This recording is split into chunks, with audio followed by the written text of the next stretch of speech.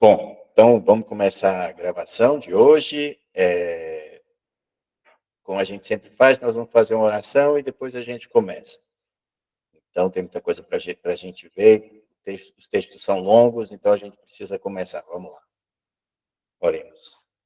Senhor nosso Deus, nosso Pai, Senhor, nós te louvamos, te bendizemos, te adoramos, porque Tu és o único e verdadeiro Deus, Criador de todo o universo, até a última estrela, Senhor. É obra de Tuas mãos. E tudo o que acontece nas nossas vidas, Senhor, está no Teu controle, Senhor. Muito obrigado, Senhor. Louvado seja o Teu santo e verdadeiro nome. Obrigado, Senhor, por tudo que temos, por tudo que somos. Senhor, que na nossa vida seja feita a Tua vontade. E sejamos, Senhor, dignos da promessa de Cristo. E sejamos instrumentos do Teu Espírito Santo, Senhor. Perdoa as nossas faltas, os nossos pecados. Olhai, Senhor, a nossa vida, Senhor. Por favor, Senhor, abençoa-nos, Senhor. Nos faz, Senhor, caminhar segundo a Tua vontade nos Teus caminhos. Senhor Deus, por favor, Senhor, fica conosco. Abençoa todos, Senhor, que hão de vir, que estão e que verão essa aula nos dias subsequentes. Senhor, Tu bem sabes, Senhor, que cada um passa, as dificuldades de cada um, Senhor. Abençoa as nossas famílias. Abençoa, Senhor, as nossas vidas. É o que te pedimos no poderoso, misericordioso e amoroso nome de Jesus Cristo. Amém. Bom, beleza? Vamos começar. A aula de hoje é a 24ª aula, certo? Sobre Atos. Então, vamos colocar aqui no outro slide. A gente vai começar o capítulo 7. Hoje é o capítulo 7 e o capítulo 8. Então, vamos lá. Então, a gente parou aqui na aula passada e o Estevão tinha sido preso, certo? Então, só refrescando, o Estevão é um dos diáconos que foram escolhidos para fazer o trabalho, certo? Dividir parcela do trabalho, era o trabalho administrativo da igreja. No caso, era a distribuição de pães, de alimentos para aquelas pessoas que precisavam. Os órfãos, as viúvas, todas as pessoas que precisavam na sociedade da época era machista, né? Então precisava desse alimento. Aí escolheram 7, dentre eles o Estevão. Como eu falei, certo? Eles não eram meros garçons, não. Eles eram pregadores, homens de muita fé, que faziam sinais e prodígios, assim como os apóstolos. Então, esse era Estevão. E Estevão foi preso, certo? E a gente vai ver que ele vai fazer um discurso antes de ser martirizado, né? Hoje também nós vamos ver outras partes interessantes sobre os discípulos, sobre os discípulos que eles faziam, certo? A pregação, certo, dele era muito forte na Samaria. Na Samaria. Lembra que Jesus disse assim: pregai na Judéia, Samaria e até os confins da terra, né? Judéia, Samaria e até os confins da terra. E é isso que eles estão fazendo. Eles vão hoje começar. Então, a gente já viu que eles começaram em Jerusalém, na Judéia, na Samaria, né? A gente vai ver hoje a questão da Samaria. Então, em Jerusalém, a gente já viu, né, que eles pregavam adoidado lá no templo, né? Na Judéia, certo? Que Jerusalém ficava na Judéia, na parte sul de Israel, certo? E agora a gente vai subindo ao norte aí, que é as conversões que vão ser feitas na Samaria. Então, vamos começar o texto, certo? Quando Estevão estava preso. O grande sacerdote perguntou a Estevão: o que essas palavras estão dizendo? É verdade? E Estevão respondeu: irmãos e pais, escutem. O glorioso Deus apareceu ao nosso antepassado Abraão, quando esse morava na região da Mesopotâmia, antes de ir morar na cidade de Harã. E Deus lhe disse: saia da sua terra e do meio dos seus parentes, e vá para uma terra que eu lhes mostrarei. Então, ele saiu da Caldeia e foi morar em Harã. Depois que o pai dele morreu, Deus trouxe Abraão para essa terra onde vocês estão morando. Ele não deu a Abraão nem mesmo um palmo dessa terra, mas prometeu que ia dar toda essa terra e que depois ela seria dos seus dependentes. Quando Deus fez essa promessa, Abraão ainda nem não tinha filhos. Ele disse a Abraão: os seus descendentes vão viver como estrangeiros em outra terra. Ali, eles serão escravos e serão maltratados durante 400 anos. E Deus disse ainda: eu castigarei a nação que os escravizar. Depois disso, eles voltarão daquela terra e me adorarão neste lugar. E Deus deu a Abraão a cerimônia da circuncisão como prova da aliança que fez com ele. Por isso, Abraão circuncidou o seu filho Isaque, uma semana depois de nascido. Isaque circuncidou Jacó, e Jacó fez o mesmo com seus 12 filhos, os patriarcas. Ou seja, aqui, né,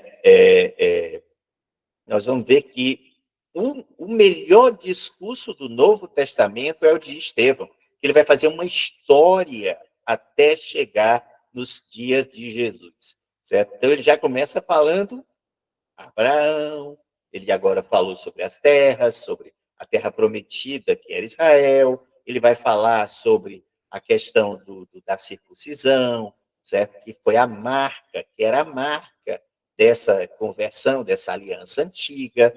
E aí ele vai começar, vai passear pelos principais personagens do Antigo Testamento. Então, continuando. Estevão continuou. Os irmãos de José tinham inveja dele e venderam para ser escravos no Egito. Mas Deus estava com ele e o livrou de todas as suas aflições.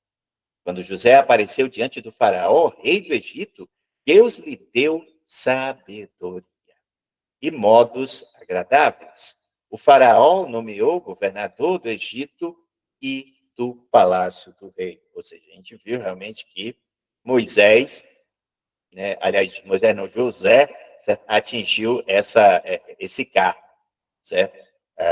O papel de Moisés tinha sido antes, né? Bom, vamos lá. Depois houve falta de alimentos e muito sofrimento no Egito e em Canaã, e os nossos antepassados não tinham mais o que comer. Mais tarde, Jacó ouviu dizer que no Egito havia trigo e mandou pela primeira vez os nossos antepassados até o Egito. Na segunda vez, José contou aos seus irmãos quem ele era. E o faraó ficou sabendo da família de José.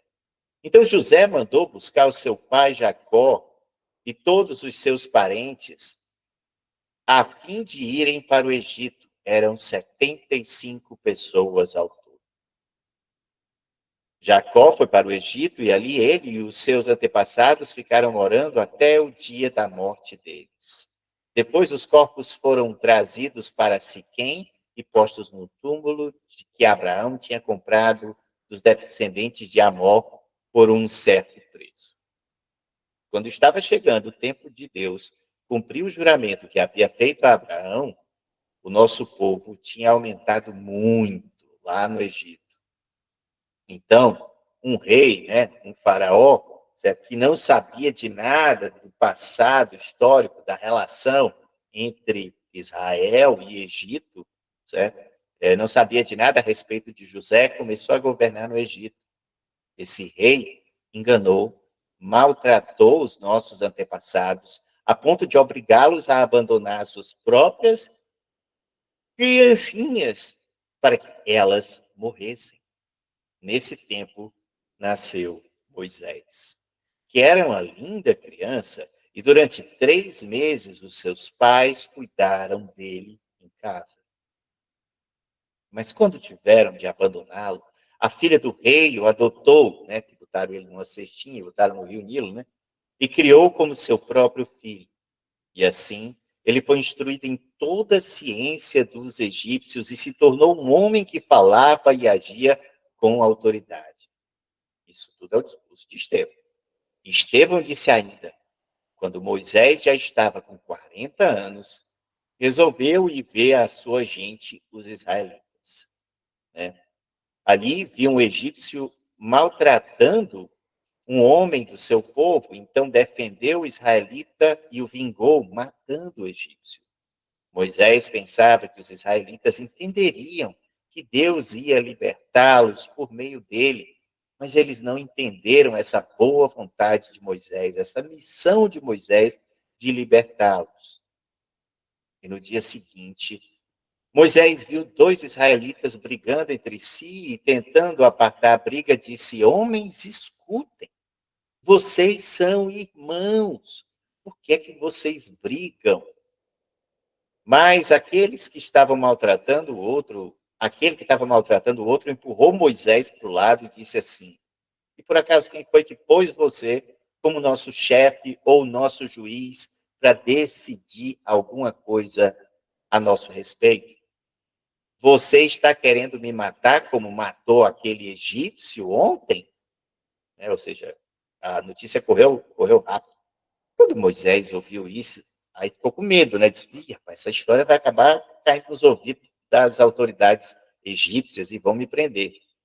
E Moisés fugiu do Egito e foi morar na terra de Midian. E ali nasceram dois filhos dele. 40 anos mais tarde, quando Moisés estava no deserto, perto do Monte Sinai, um anjo apareceu a ele no meio do fogo de um espinheiro que estava queimando. E Moisés ficou admirado com o que estava vendo e chegou perto para ver melhor. Então ouviu a voz do Senhor que disse: Eu sou o Deus dos seus antepassados, o Deus de Abraão, de Isaque e de Jacó. Moisés tremia de medo e não tinha coragem de olhar para Deus. Então o Senhor disse: Tire as sandálias, pois o lugar onde você está é lugar sagrado. Eu tenho visto como o meu povo está sendo maltratado no Egito. Tenho ouvido os gemidos deles e desci para libertá-los. Agora vou mandar você, Moisés, para o Egito. Isso é o discurso de Estevão, né? E Estevão continuou discursando assim. Esse mesmo Moisés foi rejeitado pelo povo de Israel. Eles lhes perguntaram: por acaso quem pôs você como nosso chefe ou nosso juiz? Deus enviou esse Moisés como líder e libertador. Com a ajuda do anjo que apareceu no espinheiro, foi ele quem tirou os israelitas do Egito, fazendo milagres, maravilhas naquela terra. E também no Mar Vermelho, no deserto, durante 40 anos, Deus sustentou o seu povo. Foi esse mesmo Moisés quem disse aos israelitas: do meio de vocês, Deus escolherá e enviará para vocês um profeta, assim como ele me enviou. Ou seja, era uma profecia messiânica. Do meio do Egito, ou do meio de Israel, nasceria um profeta, um grande profeta. Deixa eu ver. E foi Moisés quem esteve com os israelitas reunidos no deserto. Ele esteve lá com os nossos antepassados e com um anjo que falou com ele no Monte Sinai. E foi Moisés quem recebeu e nos entregou as mensagens vivas de Deus. Os nossos antepassados não quiseram obedecer Moisés, mas o rejeitaram e queriam voltar para o Egito. Eles disseram a Arão: faça para nós deuses que irão à nossa frente. Não sabemos o que aconteceu com Moisés, aquele homem que nos tirou do Egito. Ou seja, porque Moisés subiu a montanha e demorou muito para descer, e o povo, impaciente, queria simplesmente alguma coisa, um sinal, ou um Deus visível, um Deus presente, mas no fundo, era deuses que eles queriam. Eles tinham, na verdade, saudade da vida velha. Saudade daquela vida velha, da vida onde eles cultuavam outros deuses, que viviam o paganismo, que vivia no pecado. Essa é a saudade. E a gente fica assim: mas como? Como pode?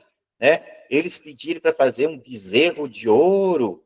Poxa, né? Quantas vezes a gente também tem sede, tem saudade da vida pregressa, da vida passada. E a gente só se lasca, né? Porque a gente vai viver esse passado e a gente não é do passado. Não é, a gente não é, a gente está no mundo, mas não é do mundo, entendeu? Então, ou seja, isso aqui acontece com qualquer um de nós, certo? Ter saudade da vida pregressa do passado e quebrar cara. Porque Deus não habita a vida pregressa de pecado. Então, fizeram uma imagem em forma de bezerro e mataram animais para oferecer a ela como sacrifício. Depois deram a festa em honra da imagem que eles mesmos tinham feito. Ou seja, né, exatamente como se fazia no Egito, eles quiseram fazer ali no meio do deserto. Né? E Moisés estava lá em cima, orando, esperando a Deus, que Deus revelasse para ele as leis, certo? E o povo nem aí, nem tchum, com saudade da vida passada, fazendo bezerros de ouro, dançando e cantando, certo? Em prol desse bezerro de ouro que eles estavam endeusando, endeusando. E o nosso Deus, não se engane, é um Deus ciumento. O nosso Deus é um Deus ciumento. Ele não gosta que a gente preste culto a outras entidades, certo? Entendeu? O nosso Deus é um Deus ciumento. E aí, obviamente, ele ficou bem irado, certo? Com essa turma que tinha saudade das coisas que se fazia no Egito. Aí, continuando, mas Deus se afastou deles e deixou que adorassem as estrelas do céu, como está escrito no livro dos profetas: ó povo de Israel, não foi para mim que vocês mataram e ofereceram animais em sacrifício durante 40 anos no deserto. Vocês carregaram a barrica do deus Moloque e também a imagem da estrela Raifã, o deus de vocês. Esses eram ídolos que vocês tinham feito para adorar. Por isso, eu vou mandar vocês para além da Babilônia. Ou seja, aí já é uma profecia de que eles iriam ficar, certo? Escravos na Babilônia. E isso aconteceu. E no deserto, os nossos antepassados tinham consigo a tenda da presença de Deus. Essa tenda foi feita como Deus tinha mandado Moisés fazer, de acordo com o modelo que Deus havia mostrado, o povinho cego. Né? Fala que quando eles andavam no deserto, tinha uma nuvem de fumaça, uma coluna de fumaça que ia à frente, guiando eles por onde eles tinham que caminhar em segurança. Certo? E o povo ainda assim tinha saudade da vida passada.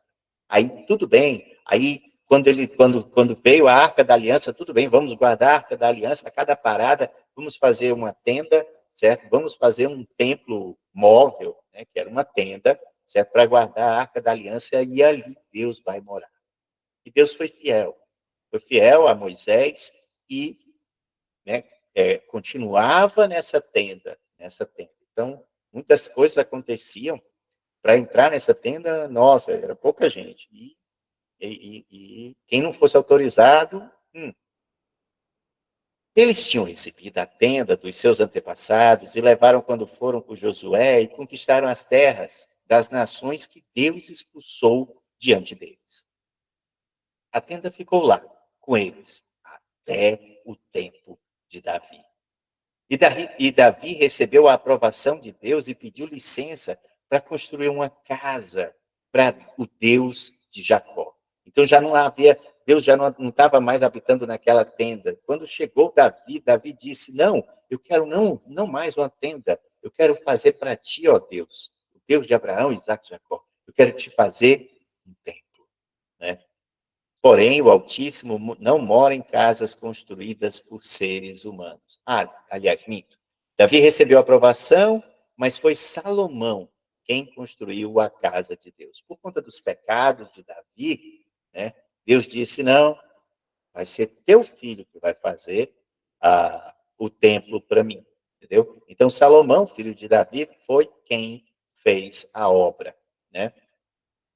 Bom, porém o Altíssimo não mora em casas construídas por seres humanos. Como diz o profeta, o céu é o meu trono, diz o Senhor, e a terra é o estrado onde descanso os meus pés. Que tipo de casa vocês poderiam construir para mim? Como conseguiriam construir um lugar onde eu pudesse morar? Por acaso, não fui eu quem fez todas as coisas? Ou seja, é, é ridículo, é ilusório, é diminutivo a gente dizer que a gente, por maior que seja o templo que a gente queira construir, porque Deus é merecedor de um grande templo, aí faz um templo bem grandão. Não caberia a Deus. Deus não cabe no maior de todos os templos. Pegue o maior de todos os templos. Deus não cabe ali. Deus não cabe ali. Certo? O que cabe somos nós ali dentro.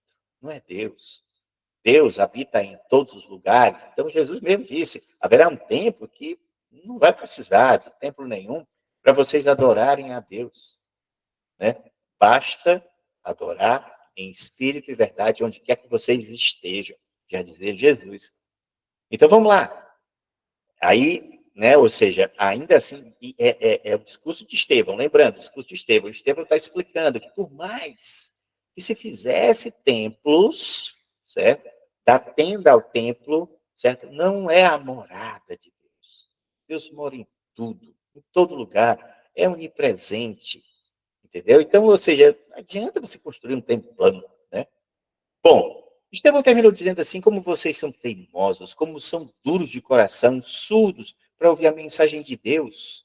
Vocês sempre têm rejeitado o Espírito Santo, como os seus antepassados rejeitaram. Qual foi o profeta que os seus antepassados não perseguiram? Eles mataram os mensageiros de Deus que no passado anunciaram a vinda do bom servo. E agora vocês o traíram e o mataram. Vocês receberam a lei por meio dos anjos, não têm obedecido essa lei. Então, o discurso de Estevão diz: olha, na história do povo judeu, vocês mataram todos os profetas. Todos os profetas. E quando Deus mandou o seu próprio filho, mataram também. E isso também é uma história contada por Jesus. Né? Quando disse, tinha um homem e uma vinha, e ele precisou viajar. Aí ele pegou e alugou a vinha. Aí ele mandava os seus servos fazer a cobrança. E cada vez que chegava um servo para fazer cobrança, os inquilinos matavam o servo. Aí ele disse, bom, agora eu vou mandar meu filho, porque eu tenho certeza que eles não vão ter coragem de matar. Aí mandou o filho, e mataram o filho do dono da terra. Né? Então, isso aconteceu. Os profetas foram enviados para Israel, proclamando o dia do Senhor, a chegada de Jesus, e todos foram assassinados. Né? Então, a explicação realmente é essa. Até o Filho de Deus foi assassinado. Bom, e aí, né, ou seja, ele diz, gente, Deus mandou o seu próprio filho e vocês não aceitaram. Deus mandou Jesus de carne e osso para morrer por vocês. Mas antes, Jesus pregou, e vocês não aceitaram, e vocês não ouviram, e vocês não entenderam que ali era o próprio Deus. Quando Jesus dizia, quem me vê, vê o Pai. Né? Ou seja, ele e o Pai eram um, certo? E as pessoas, e os judeus, e todo esse pessoal do Sinédrio não o aceitou.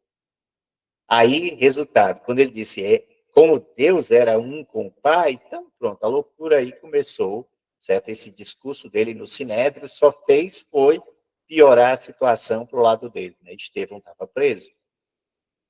Quando os membros do Conselho Superior do Sinédrio acabaram de ouvir o que Estevão tinha dito, esse discurso que elencou toda a história do povo judeu, certo? Eles ficaram furiosos e rangeram os dentes contra ele.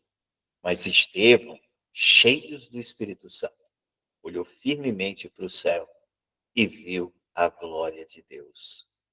E viu também Jesus em pé, ao lado direito de Deus. Olha que situação. Né? E disse, olhem para cima.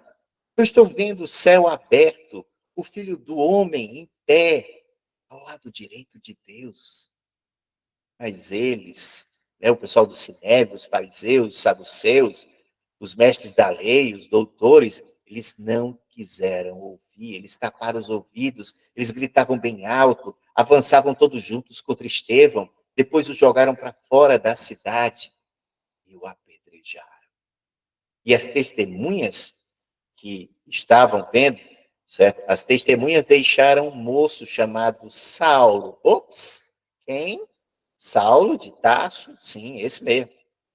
Deixaram um moço chamado Saulo tomando conta das suas capas, enquanto eles pegavam as pedras para atacar, né, no Estevão até a morte. Quem ficou tomando conta daquilo dali? Paulo, né, que naquela época chamava Saulo, que nasceu em Tarso. Por isso que é Saulo de Tarso ou Paulo de Tarso, certo? Enquanto eles atiravam as pedras para matar Estevão, Estevão chamava Jesus dizendo: Senhor Jesus, recebe o meu espírito.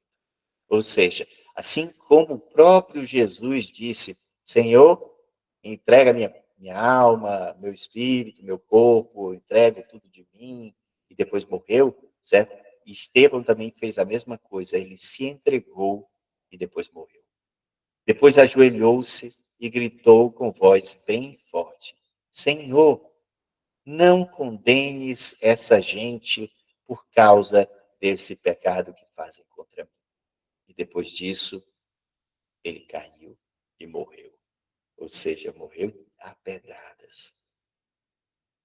Bom, aí acaba o capítulo 7, ou seja, a história de Estevão, que era um cara que a gente viu na aula da semana passada, que fazia muitos milagres e sinais, mas que foi preso, certo? E fez um discurso incrível contando a história do povo judeu até Jesus, e dizendo que Jesus era Deus, e que Jesus não foi aceito, e por causa disso, eles não aceitaram e simplesmente continuaram, certo? Rangendo os dentes, e levaram ele para fora, e ele foi morto a pedradas, porque ele continuava dizendo que Jesus era o Senhor, era o Messias, era aquele que Deus tinha escolhido para chegar e falar do reino, para salvar. Bom, e agora a gente vai ver no capítulo 8 como é que começa a história daquele carinha que ficou tomando conta das capas, enquanto a negada matava o outro a pedrada, Paulo de Tarso. Certo? Então vamos lá. E Saulo aprovou a morte de Estevão. Ou seja, Saulo estava aprovando. Disse, não, é certo, tem que matar mesmo esse povo. Porque na cabeça de Saulo, ele estava fazendo a coisa certa. E os cristãos eram os errados. A turma do caminho, como era conhecido, os seguidores de Jesus, o pessoal do caminho, né? Que Jesus disse, eu sou o caminho, certo? Então, essa seita, certo?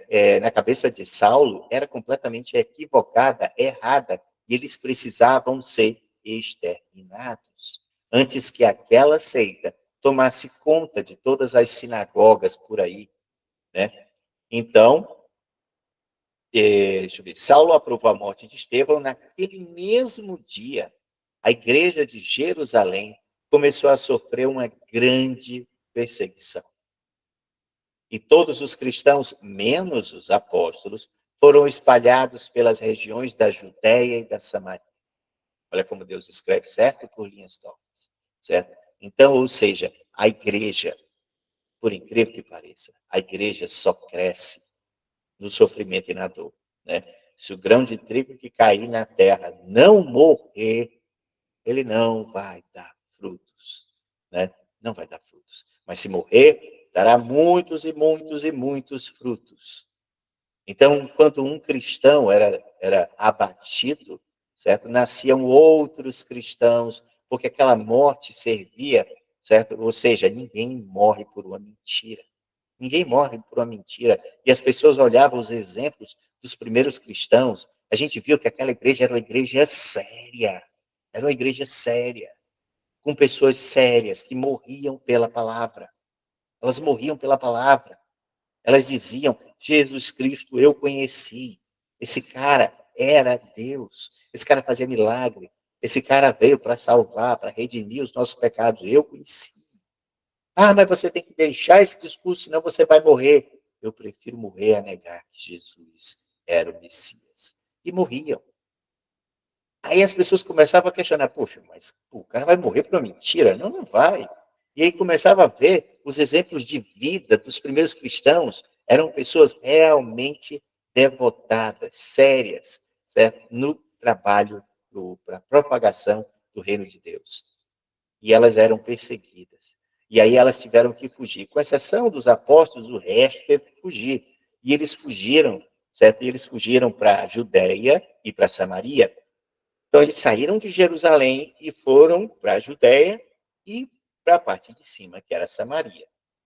Alguns homens religiosos sepultaram Estevão e choraram muito por causa da sua morte, porque ele foi o primeiro mártir, depois de Jesus, né?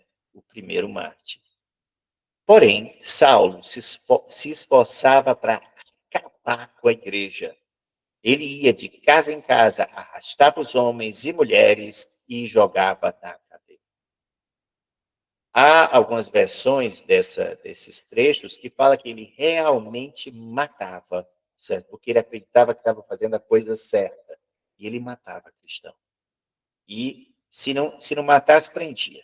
Certo? A depender do gosto do freguês, a depender do dia bom ou dia mau que ele tenha acordado, ou ele matava ou ele prendia. E ele acreditava que estava fazendo aquilo dali, certo? Porque era o certo. Era o certo perseguir a seita da turma do caminho, né? Então, veja como Deus é, né? Deus simplesmente espalhou a semente quando os cristãos começaram a ser perseguidos. E eles foram para as diversas partes, fundando igrejas, né? Igrejas entre aspas, porque as reuniões eram feitas nas casas, certo? E de repente vai pegar um camarada que era o melhor aluno da escola de Gamaliel. Lembra do Gamaliel, né? Aquele cara lá, que a gente viu na aula passada, dizendo, ó, solte esses caras aí, porque se eles forem de Deus, vocês não vão conseguir destruir eles, não. Mas se eles não forem de Deus, eles se autodestroem, ou Roma destrói eles, certo? Gamaliel. Pois é, Gamaliel era um professor de teologia, certo? Que tinha como melhor aluno Saulo, certo? Que era o melhor aluno de Gamaliel. Então, Saulo se esforçava para acabar com a igreja do caminho, para acabar com a igreja de Jesus. Ele fazia qualquer negócio, porque, como estudioso que ele era, ele rejeitava Jesus como Messias, certo? Mas ele achava que estava fazendo a coisa certa, perseguindo, prendendo e exterminando cristãos. Aqueles que tinham sido espalhados anunciavam o evangelho por toda parte. Olha que legal. Então, ou seja, a perseguição aconteceu em Jerusalém, eles tiveram que fugir de Jerusalém. Mas onde eles chegavam, eles pregavam, eles levavam a mensagem de Jesus. Olha, eu vou te contar uma história de um Jesus, certo? Então é assim que a gente tem que ser. Aonde quer que a gente vá, o que quer que a gente faça, tem que ter em mente, certo? A história de Jesus. Dizer, olha, tem um tal Jesus que te ama, tem um tal Jesus que te ama. E passar essa história para frente. Esse é o nosso papel. Como é o papel desde os primeiros cristãos que a gente está vendo aqui. Bom, e aí? Filipe, né? Filipe com I, porque tem muito Felipe, né? Esse é Filipe, foi até a capital da Samaria e anunciava Cristo às pessoas dali. Né? Filipe. Quem era Filipe? Filipe era um dos 12? Não. Filipe era um dos 7 diáconos. Entre eles, né? Então a gente pode contar, certo? Que o Estevão foi um dos 7 diáconos que morreu.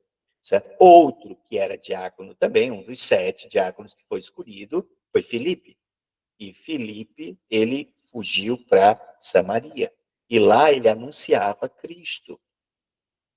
E as multidões ouviam com atenção o que Filipe dizia. Por isso que eu digo para vocês, olha, a gente viu que Estevão era um diácono, ou seja, a parte administrativa, a parte de distribuição de alimentos, mas ele fazia sinais e prodígios.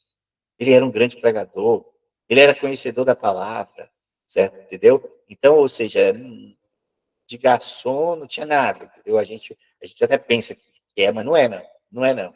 E Filipe, mesma coisa. você vai ver aqui que Filipe, que era um dos diáconos, ele fazia grandes pregações, multidões paravam para ouvir Filipe lá na Samaria, né?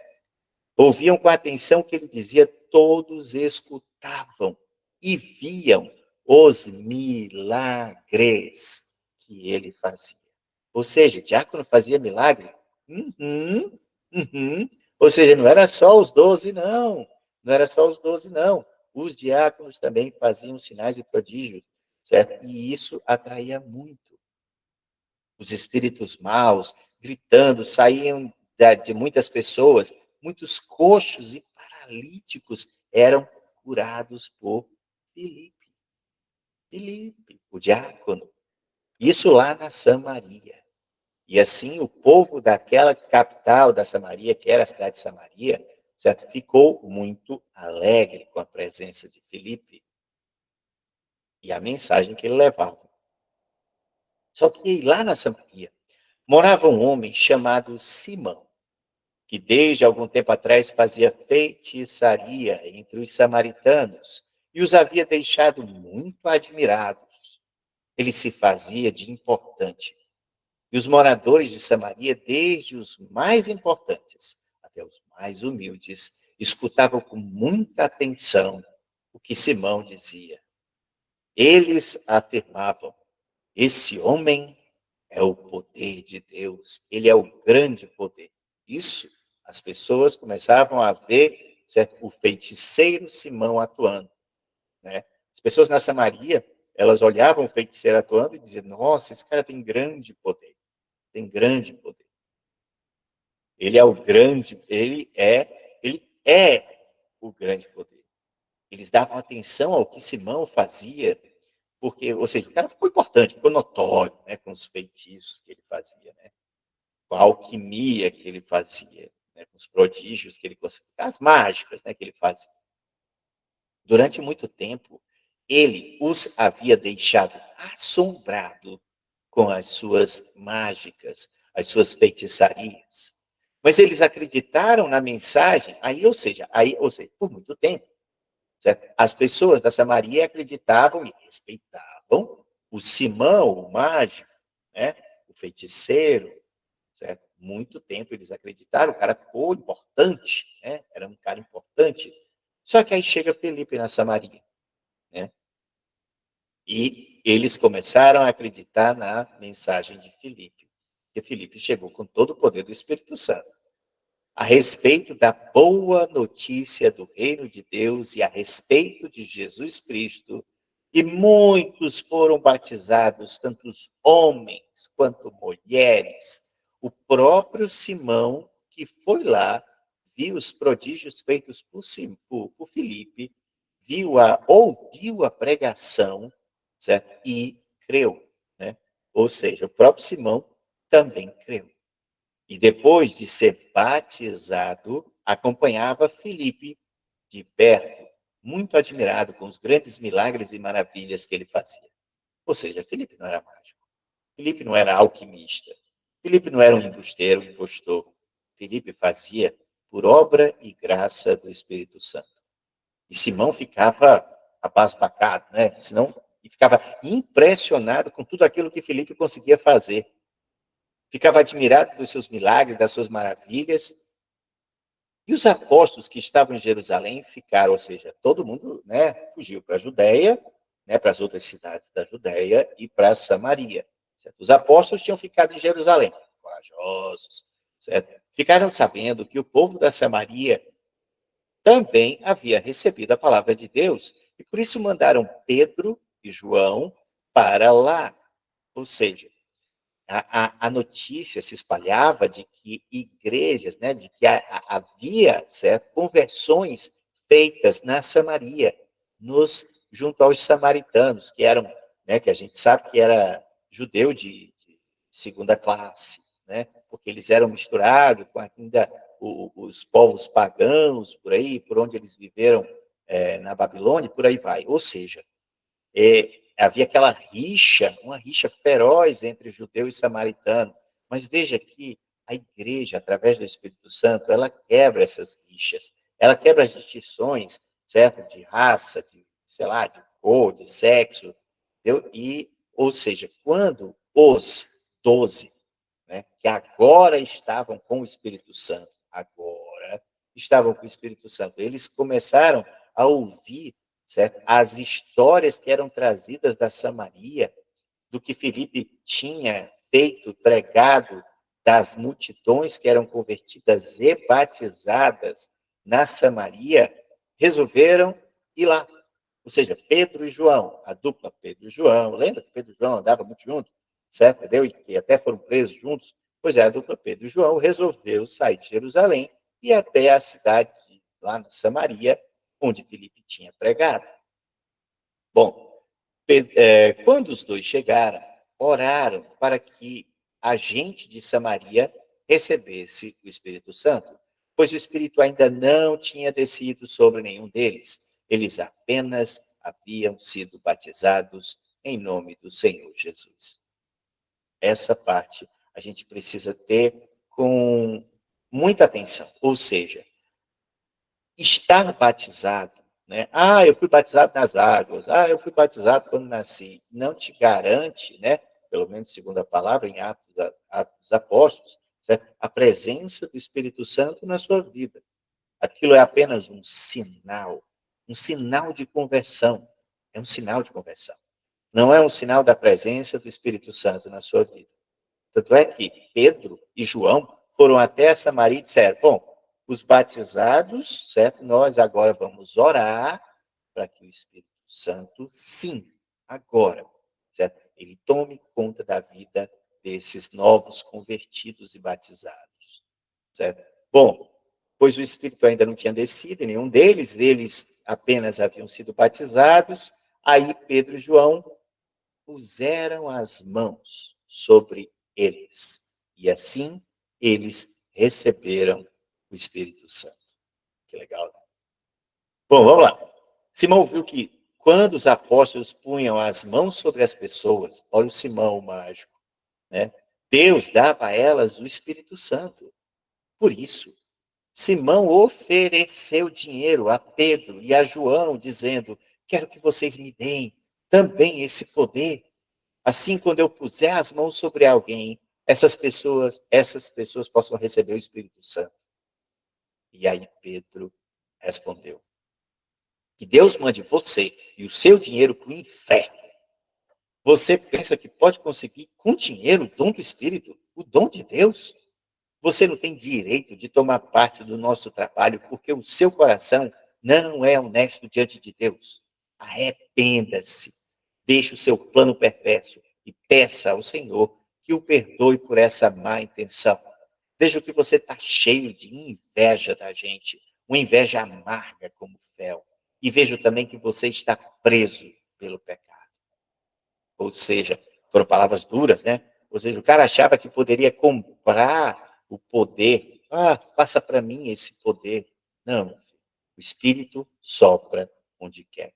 Na verdade, ele queria era poder, né? Ele queria poder do Espírito Santo, mas era poder, certo? Entendeu? Era isso, ele tinha inveja das pessoas, certo? No caso, Pedro e João, porque eles oravam e o Espírito Santo ia onde queria, e ele teve essa inveja de ter também, mas como o coração dele estava impuro para receber o Espírito Santo, ele não recebeu o Espírito Santo, mas mesmo assim quis comprar, ele quis comprar. E aí Simão disse a Pedro e a João, né, depois que ele recebeu aquela lapada, né, de João, ou de Pedro, certo? Simão falou assim: por favor, peçam ao Senhor por mim, para que não aconteça comigo nada do que vocês disseram. O cara disse: ó, vai para o inferno, né? Pedro disse: você e seu dinheiro vão para o inferno. O cara morreu, estremeu de medo. Estremeu de medo. Ele queria o dom do Espírito Santo, ele queria poder do Espírito Santo. Mas aí, com a chamada de atenção que foi dada por Pedro, certo? Simplesmente ele se arrependeu. Ele se arrependeu. Foi um arrependimento eficaz? Foi, certo? Depois de terem dado o seu testemunho e de terem pregado a palavra do Senhor, Pedro e João voltaram para Jerusalém. E no caminho, Eles espalhavam o evangelho em muitos povoados da Samaria. Olha que legal, né? Esse é o verdadeiro papel do missionário. Onde quer que vá, o que quer que faça, certo? Aproveite a oportunidade certa para falar de Jesus, entendeu? Então, isso que aconteceu, certo? Ele simplesmente se arrependeu, certo? Se arrependeu, e o arrependimento foi eficaz, que Deus não puniu, porque imagine, né?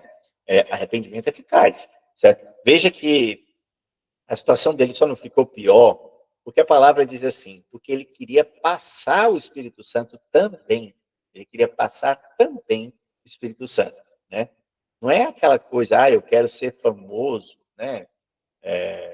Porque senão eu acho que ele teria morrido, né? Acho que ele teria morrido, porque a igreja era muito séria, né? Talvez o arrependimento dele foi eficaz, o arrependimento dele, né? Porque a igreja sendo muito séria, a gente viu que igreja séria, as coisas acontecem, como aconteceu com aquele casal, né? Entendeu? Então, ou seja, o casal morreu de um piripaque ali, simplesmente Ananias e Safira, certo? Justamente porque mentiram e sustentaram a mentira diante do Espírito Santo. E estavam pecando para o Espírito Santo através daquela mentira, certo? E a gente vê aqui que Simão se arrependeu de verdade. Então, essa é a nossa lição. Por mais que nós estejamos até mal intencionados, né? Estejamos, como diz aqui, a vida do pecado, certo? Preso ao pecado. Aqui está, no verso 23 diz, vejo também que você está preso no pecado. Por mais que a gente esteja preso no pecado, veja que Deus é misericordioso e o Espírito Santo é misericordioso, pronto a perdoar quando encontra um cristão verdadeiramente arrependido. Por causa Simão. Simão Mágico, ele se arrependeu verdadeiramente. E o arrependimento dele foi eficaz, porque o Espírito Santo não o matou, né? Não o matou, certo? Ou seja, ele voltou atrás, coisa que não aconteceu com a Safira e o marido dela, Ananias, né? Não se arrependeram, certo? Sustentaram a mentira, continuaram com a mentira, entendeu? Então, Deus puniu, certo? Aqui houve um arrependimento. Então, que sirva de lição para a gente, que o arrependimento, por pior que seja o nosso pecado, o arrependimento sincero, certo? É digno da misericórdia, do perdão de Deus, certo? Bom, então a gente viu que Pedro e João, na volta, voltando para Jerusalém, mesmo assim, eles pregavam nas pequenas aldeias por onde eles passaram, na Samaria. Na Samaria. Eles botaram de lado, certo? Aquela coisa de samaritano é judeu de segunda categoria. Bom, e um anjo do Senhor disse a Filipe. Olha que legal, né? Então, Filipe, sabe? O Filipe, aquele que era diácono, aquele que a gente hoje em dia não dá o menor valor. Não, como é que é? O garçom, ele era o diácono, certo? Entendeu? O anjo do Senhor lhe disse para Filipe, apronte-se e vá para o sul, pelo caminho que vai de Jerusalém até a cidade de Gaza. Então, ele estava na Samaria. Então, ele ia descer para um caminho que leva de Jerusalém até Gaza, certo? Então, Jerusalém a Gaza, certo? Entendeu? Então, eles iam em direção ao Mediterrâneo, né? Ao mar, certo? E ele disse, vá para esse caminho é uma estradinha que liga Jerusalém até Gaza, certo? Pouca gente passava por esse caminho, porque esse caminho era perigoso. Esse caminho era perigoso. Aí Filipe se aprontou e disse, mandou, vou fazer. Ele se aprontou e foi. E no caminho, ele viu um eunuco da Etiópia, que estava voltando para o seu país. Então ele saiu ali ele estava na região de Gaza, descendo, vai para Etiópia, que é na África, né? Então ele ia em direção ao sul, certo? E cruzou com Filipe, certo? Bom, ele tinha ido a Jerusalém para adorar a Deus. Na volta, sentado na sua carruagem, ele estava lendo o livro do profeta Isaías. Era um eunuco da rainha da Etiópia, certo? E era um cara convertido ao judaísmo, né? Mas, obviamente, ele morava na Etiópia, certo? Ele tinha pouco conhecimento sobre o judaísmo. Ele apesar de ser judeu, certo? Ser judeu, mas as tradições muito provavelmente estavam tanto quanto mais ou menos assim misturadas, certo? E ele não tinha esses conhecimentos da palavra, mas ele tinha conseguido um rolo de Isaías e estava lendo na sua viagem, leitura de viagem, certo? Na sua carruagem, ele estava lendo o livro do profeta Isaías. E aí o Espírito Santo, né? O Espírito Santo que animava Filipe, disse para Filipe assim: ó, chega perto daquela carruagem, fique acompanhando ela. Aí Filipe apertou o passo, saiu correndo, chegou ali perto da carruagem e ouviu o funcionário lendo o livro do profeta Isaías. E aí, ele perguntou: ô mestre, por acaso você está entendendo aí o que você está lendo? E o cara que estava dentro da carruagem respondeu assim: ué, como é que eu posso entender se ninguém me explica? O negócio aqui é meio complicado de entender. Esse tal de Isaías escrevendo aqui é complicado de entender. Ou seja, era a deixa que estava faltando. A gente via ali um coração sedento de Deus, mas sem o conhecimento. Então, muitas vezes é o que nós somos, assim, tipo os eunucos, sabe? A gente tem sede de Deus, mas a gente não conhece. Não conhece, não tem intimidade com Deus na oração, não tem intimidade com a palavra de Deus para conhecer como é que Deus funciona, certo? A história do povo de Deus, certo? Assim estava este eunuco, sede de Deus, mas não tinha intimidade com a palavra de Deus, certo? E aí, então, ele acabou dizendo, ele convidou Filipe para subir na carruagem, certo? Convidou Filipe e sentar-se com ele na viagem. Então, a parte das escrituras sagradas que o funcionário, né, ele era o eunuco da rainha da Etiópia, lá na África, certo? A parte que ele estava lendo era a que dizia assim: ele era como um cordeiro que é levado para ser morto. Era como uma ovelha que fica muda quando cortam a sua lã. Ele não tinha nada. Ele foi humilhado. Foram injustos com ele. Ninguém poderá falar a respeito de descendentes dele, já que a sua vida na terra chegou ao fim. Ou seja, aqui está falando, o profeta Isaías está falando de quem? Jesus, certo? Jesus que foi morto. Jesus que foi a ovelha, o cordeiro de Deus que tira o pecado do mundo. Jesus que foi aquele que se aquietou em meio a todas as suas acusações, não revidou, não soltou uma palavra grossa sequer, retribuindo aos xingamentos, a tudo, e tudo calado estava e calado aceitou, né? Foi humilhado, foi humilhado. Eu estava vendo um documentário que fala que era muita humilhação. A morte de cruz era muita humilhação. Era a pior morte que tinha. Né? Era uma morte física, uma morte emocional, uma morte de todos os ângulos, era uma morte muito cruel. Para você ter uma ideia, né? Imagine, os caras se vestiam até o chão, certo?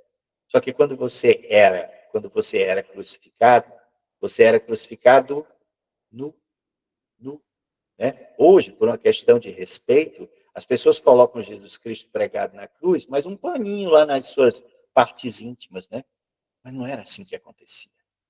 É a vergonha de ser crucificado e ainda para piorar a situação, nu, nu. Jesus Cristo foi crucificado nu. Por isso que nos escritos romanos tem dizendo assim, a vergonha da cruz. A vergonha da cruz. Ou seja, apesar de tudo que ele sofreu, ainda tinha mais isso, a vergonha da cruz. Ou seja, você ser pregado nu. Caramba, todas as dores que ele sentiu, todo o sofrimento que ele sentiu, ainda teve que ser pregado nu, certo? Bom, enfim, ninguém poderia, ele foi humilhado e foram injustos com ele, né? Então, ou seja, aqui tá na cara. Para a gente, hoje em dia, que estava se falando, que o profeta Isaías estava falando sobre Jesus. Mas ali, o eunuco não tinha o menor conhecimento sobre Jesus. Ele provavelmente foi fazer um turismo, certo? Deu um turismo religioso lá na cidade de Jerusalém, né? Bom, e o funcionário perguntou a Filipe assim: por favor, me explique uma coisa. De quem é que o profeta Isaías está falando? Ele está falando de si próprio? Ou ele está falando de outra pessoa? Me explica aí, que eu estou entendendo bolhufas. Então, começando com aquela parte das Escrituras, Filipe anunciou ao funcionário, né, ao funcionário da rainha da Etiópia, a boa notícia a respeito de Jesus. Então, ele começou a falar sobre esse tal Jesus Cristo, dizendo: ó, esse aqui, eu vou contar a história dele. E você vai ver que lá no final, certo? Essa aqui era uma profecia messiânica a respeito da pessoa que eu vou contar para você como ele era, né? Enquanto estavam viajando, chegaram a um lugar onde havia água. E aí o funcionário, né, o funcionário disse para Felipe: veja, veja, ó, ali, ó, tem um pouquinho de água ali. Será que eu não posso ser batizado em nome desse tal Jesus? Aí Felipe respondeu assim: se o Senhor crê de todo o coração que Jesus é seu único e suficiente Salvador, Jesus é seu único e suficiente Salvador, se você crê nisso, nessa história que eu te contei, desse cara que morreu, e por causa da sua morte, todos nós fomos libertos e salvos, se você crê nessa verdade, então, claro que você pode se batizar, né? Aí o cara falou: então vamos, né? Sim, eu creio que Jesus Cristo é o Filho de Deus, ou seja, ele era Deus Filho, ele era a promessa, ele era o Cristo, ele era o Machia, o Messias. E aí, ele manda aqui parar a carruagem, né? E os dois entraram na água e Filipe batizou aquele funcionário da rainha da Etiópia. Batizou porque ele acreditou que Jesus era Deus, que ele acreditou que Jesus dava salvação, que era ele a única salvação. Ele era o caminho, a verdade e a vida. Então, quando eles estavam saindo da água, o Espírito do Senhor, olha que legal, o Espírito do Senhor levou Filipe embora. O funcionário não conseguiu mais ver Filipe, olhou para todo lado e cadê o cara? O cara se teletransportou.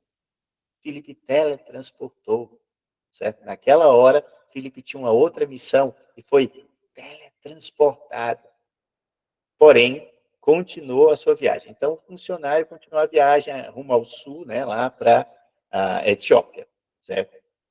Mas ele ia com grande alegria, porque ele tinha visto, certo, o poder de Deus, que era o Deus que era capaz de morrer, salvar e até teletransportar, certo? Que foi o que aconteceu com o Filipe, né? Filipe simplesmente foi teletransportado, certo? De uma cidadezinha que ligava Jerusalém até Jope, certo? Salvo engano. E nesse caminho, ele aconteceu todas essas coisas, ele foi teletransportado para uma cidade, acho que é Asioto, vamos ver, Azoto. Bom, de repente, Filipe se encontrou na cidade de Azoto e seguiu viagem, anunciando o evangelho por todas as cidades até chegar a Cesareia. Então, ou seja, ele tinha uma estrada que ia em direção ao mar, certo? No meio do caminho ele encontra, certo? Aí ele é teletransportado e adianta o serviço. Ele já vai para lá, certo? E o funcionário da rainha, na verdade, desce para o sul, certo? Mas o Filipe foi teletransportado lá para o litoral, né? Lá para o mar Mediterrâneo, certo? E aí a gente vê que ele foi para Azoto, que é uma cidadezinha que no litoral, certo? E ele seguiu em direção ao norte até a cidade de Cesareia. Cesareia, certo? Então, ou seja, o Espírito Santo teletransportou ele do meio do mato, né, do meio da estrada, para o litoral, uma cidade chamada Azoto, e ele continua agora a pé, seguindo viagem, rumo ao norte, pelo litoral, até chegar na cidade de Cesareia. Cesareia é aquela cidade que foi construída para ser a casa de praia dos governadores, entendeu? O governador da Judéia, ele praticamente morava na Cesareia, morava lá na casa de praia, certo? Entendeu? E, óbvio, ia para Jerusalém só quando precisasse, aí o governador ia para Jerusalém. Ele gostava de morar ali na cidade, né, na cidade costeira, realmente é paradisíaco a visão do mar, é lindo lá na Cesareia, certo? Entendeu? Então, era isso que aconteceu. Então, ou seja, aqui é um caso de teletransporte que o Espírito Santo fez, certo? Mas precisava, imagine, né, a sede desse homem, a sede desse homem, que fez com que o Espírito Santo acordasse Filipe e dissesse: Filipe, vá, saia daqui e vá da Cesareia e se encontre com um cara lá na estrada que liga Jerusalém até o litoral, certo? E ele foi e encontrou esse cara, né? Ou seja, a sede desse cara por Deus era muito grande, ao ponto de Deus mover Filipe para convertê-lo.